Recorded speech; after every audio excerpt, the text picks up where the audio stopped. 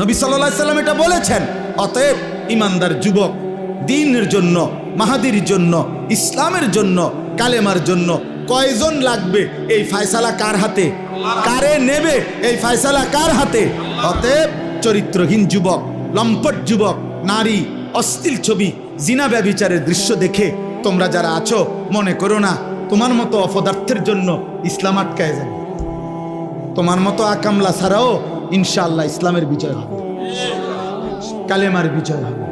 কিন্তু একদিন চোখ বন্ধ হইলে দেখবা কবরে গেলে ফেরেশতা তোমার মতো নাফরমানকে লাথি দিয়া কবরে পাঠাইবে জাহান্নামে। সেদিন বুঝবা এই মৌলবীদের কথা কতটা দরকার ছিল। সেদিন বুঝবা এটুকু নামাজ পড়তে পারতা।